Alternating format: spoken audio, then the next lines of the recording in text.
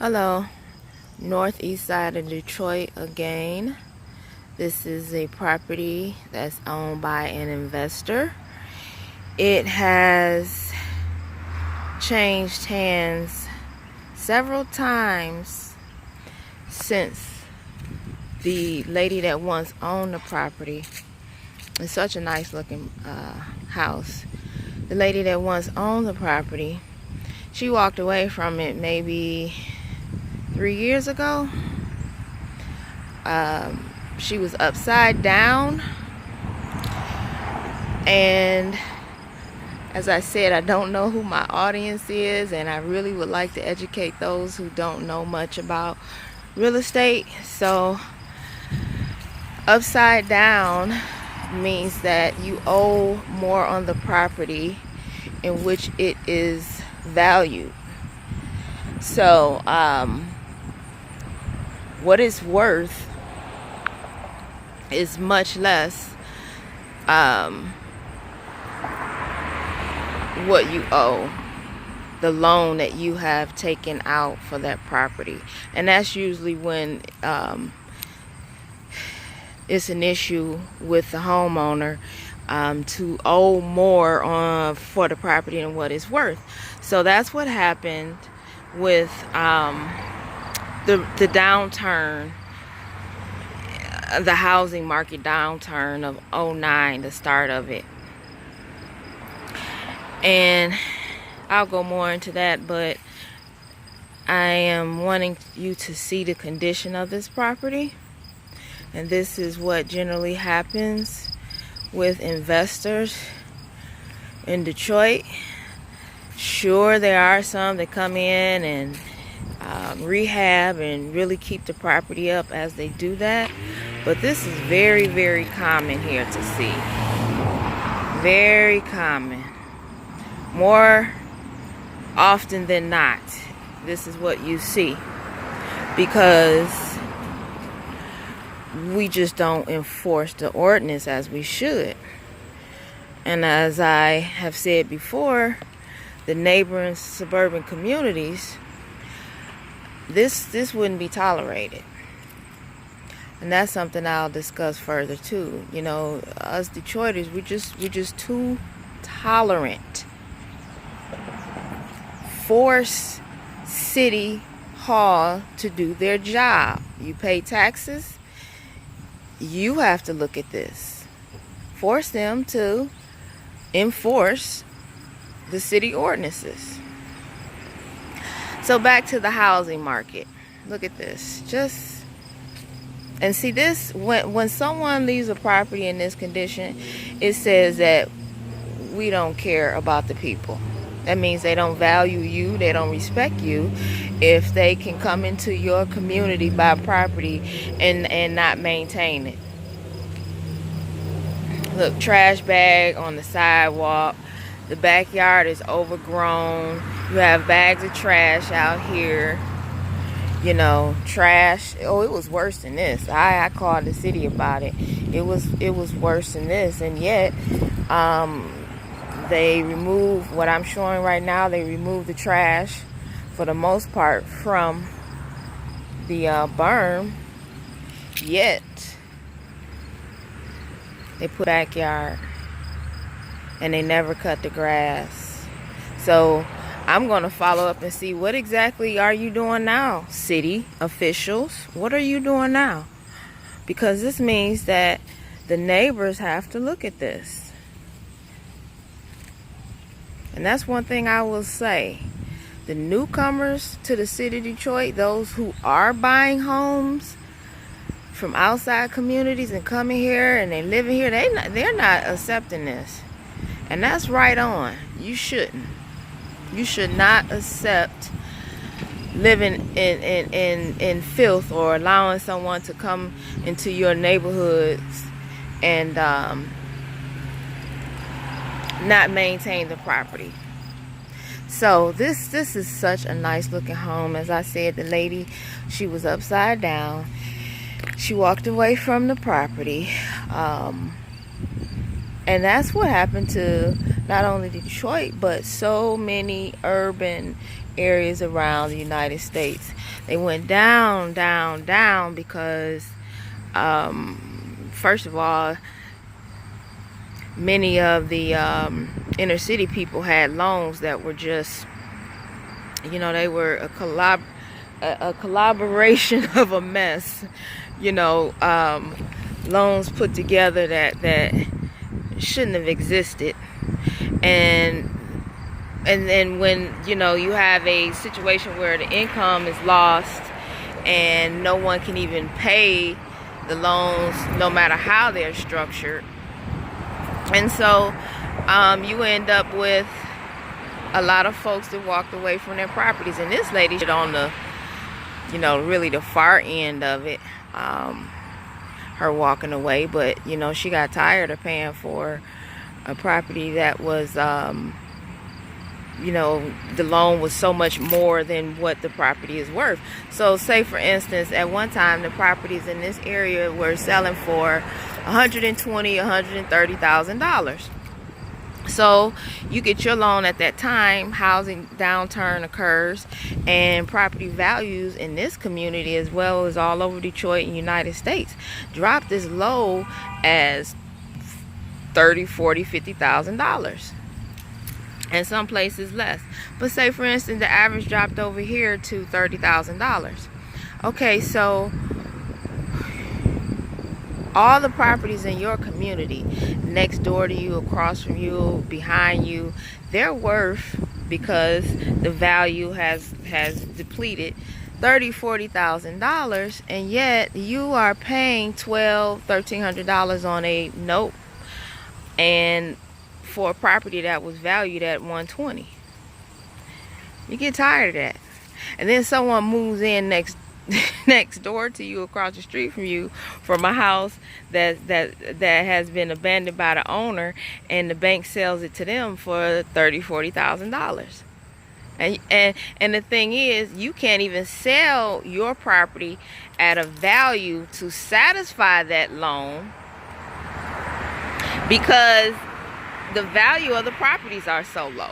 So you could owe $120,000 on the property, but that doesn't mean you're going to get it when the market isn't there. But the bank, the lender, is still expecting you to meet your obligation to that particular amount on the loan. So that's what led to so many people walking away. They got tired of spending, $1,000 or more for a property, and it's not worth that anymore, and the properties in the area aren't selling for that anymore. So you can't even sell your property and say, okay, I'll sell it and pay my loan off with the, no, you sell it, you still gonna owe the bank. So that's why so many people walked away. That's why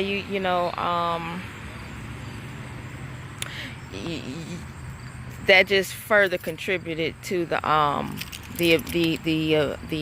abandonment in Detroit, as I said, around the United States. And that's when a lot of investors come in, because the bank isn't in the business of maintaining housing inventory, and for that reason they are going to look to sell it.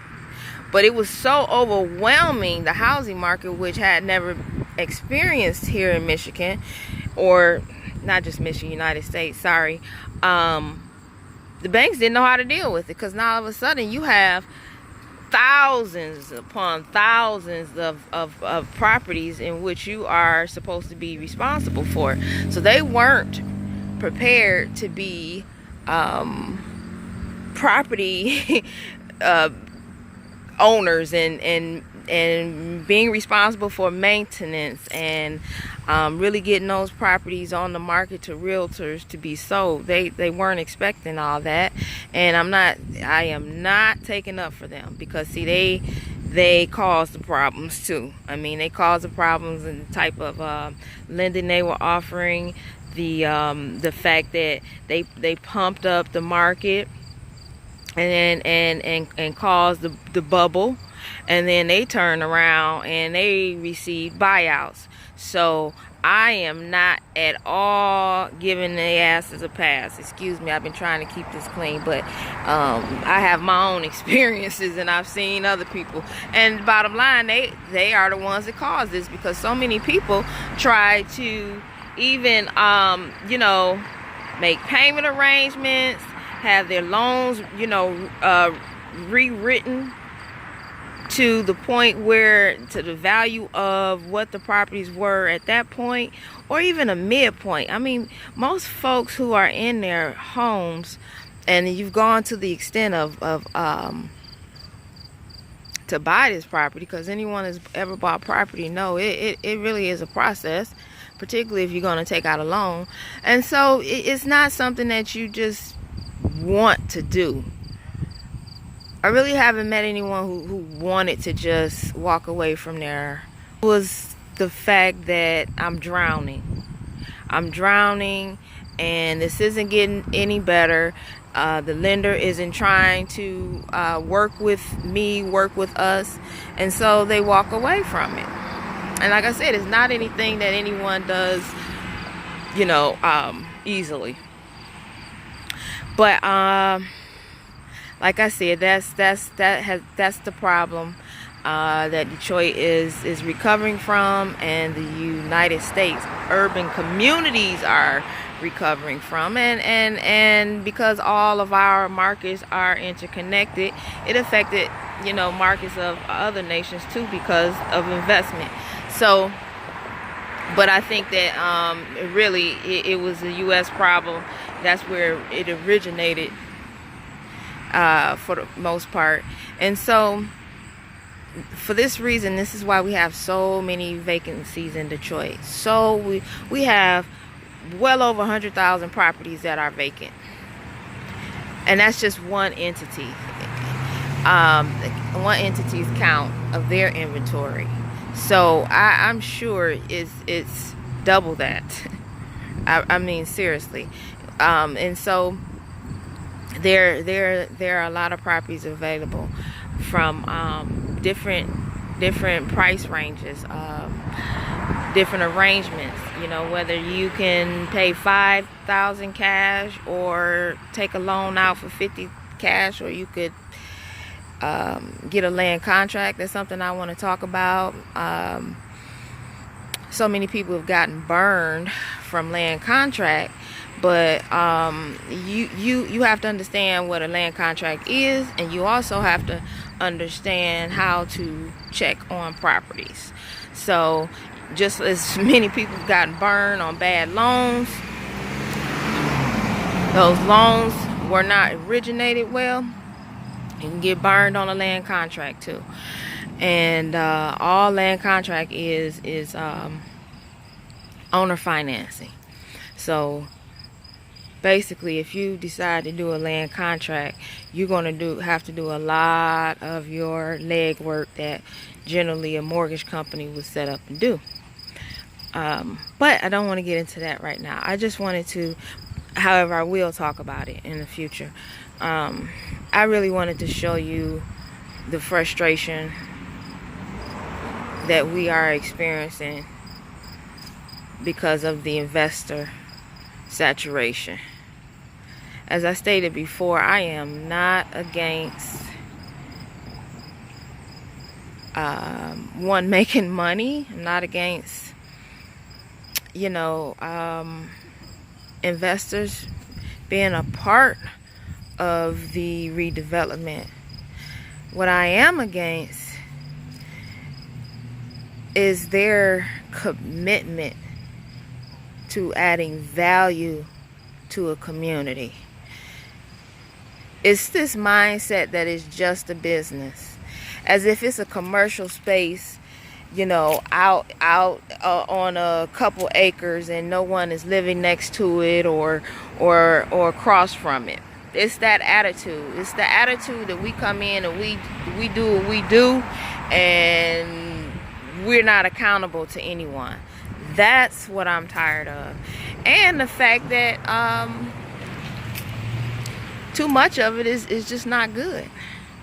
Anyone in real estate will tell you you cannot stabilize a community, and the value of a community is not going to see its full potential if you have a saturation of investors, which in turn leads to more renters than owners.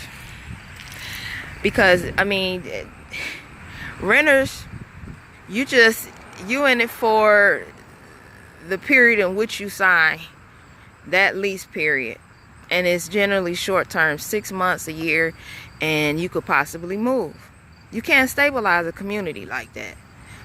Will there be renters? Yes. Has always been renters? Yes. Does renting has its purpose? Yes. However, you cannot, once again, you cannot stabilize a community when you have a influx of investors saturating the market, and it becomes where you have just as many renters as you do homeowners. Okay, you just will not stabilize a community. It will always be a high turnover of residents, and that affects the cohesiveness. So I'm not going to, I don't have what, say for instance, a renter will look at it as, I'm not vested in this community as someone who actually owns a home. You know, I don't really see the importance of taking out time and participating in community events, activities, community efforts. My concerns aren't the same.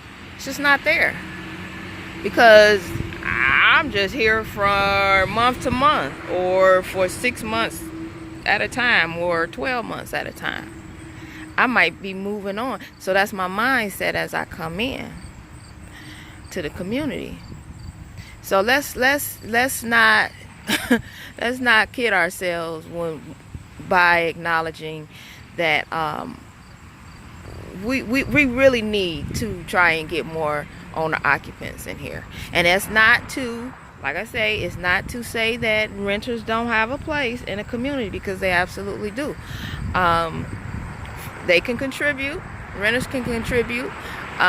Renters sometimes is keep a property from being vacant. But let's not kid ourselves. Generally speaking, renters just don't have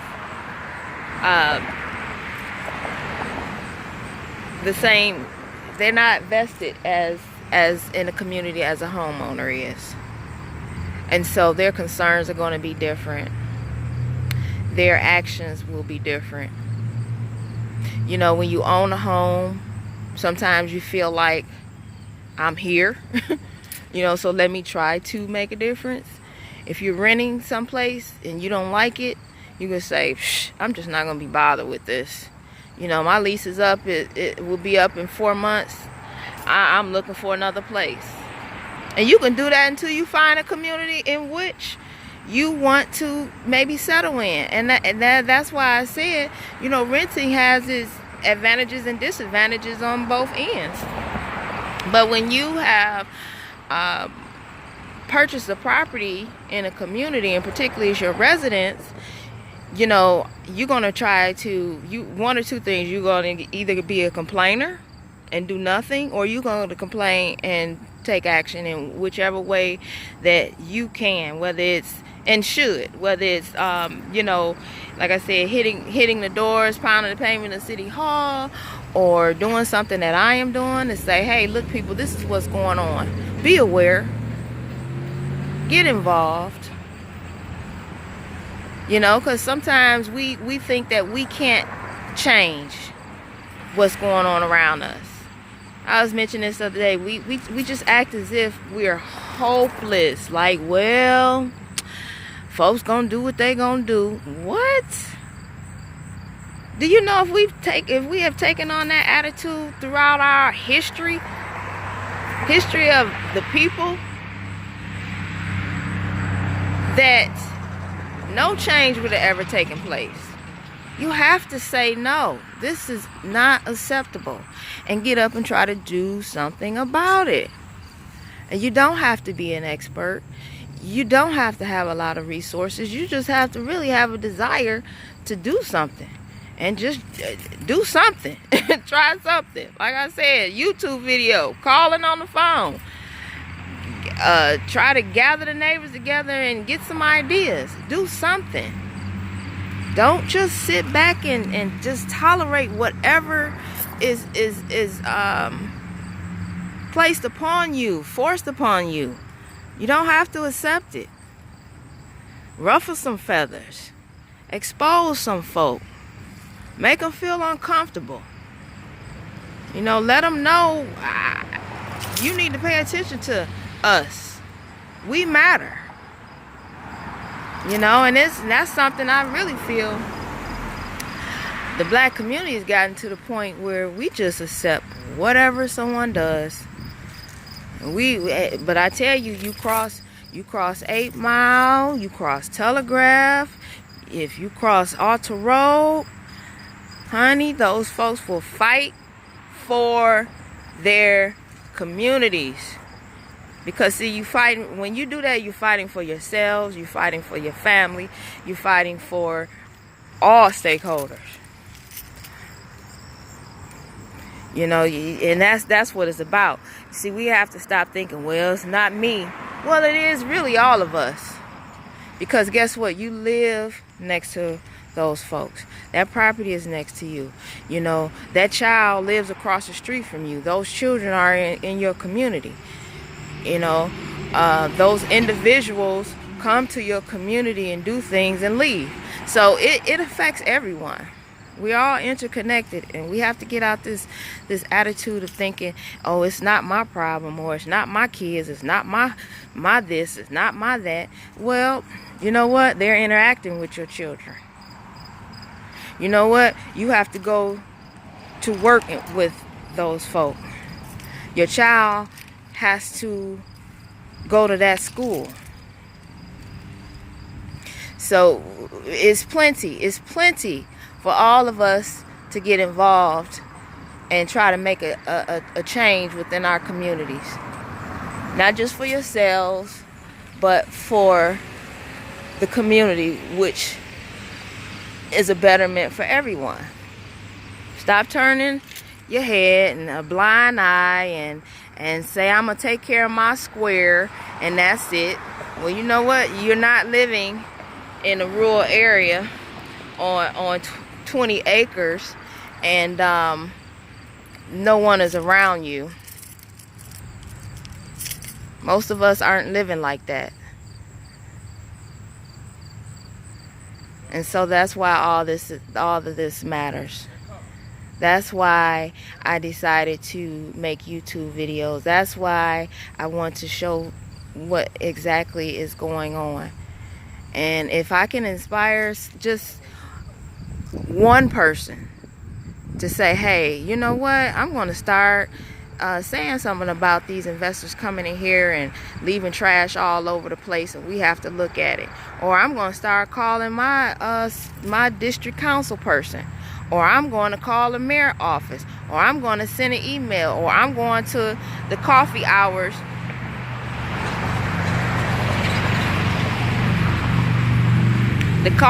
meetings that my council person hold and talk to them directly. You know, I'm going to call the state. The fact that they've established a land bank, and yet Detroiters can't even fairly bid on properties that aren't dilapidated. Yes, you have power. We just have to stop complaining. And the thing is, I'm going to add to that, not just complain, because complaining is part of the process. But I want to encourage you to take the next step. So you complain because you recognize something. But the next step is to get up and do something about it. And stop just complaining to folk who don't have the authority to do anything. So you get on Facebook and you complain to all your Facebook friends, but yet, what can they do? Now, if you get on Facebook and say, I'm tired of this, let's come up with ways that we can approach City Hall, we could approach the state, then that's something different. But this is what's happening now. Everybody just complaining on social media. But there is no talk of, okay, let's figure out how we can come together and do something. So you can approach those of authority and say, look, we're going to hold you accountable. You're going to be held accountable for this. That's where your power come in.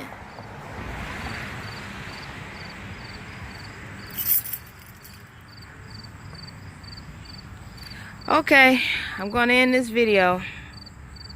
Have a good one.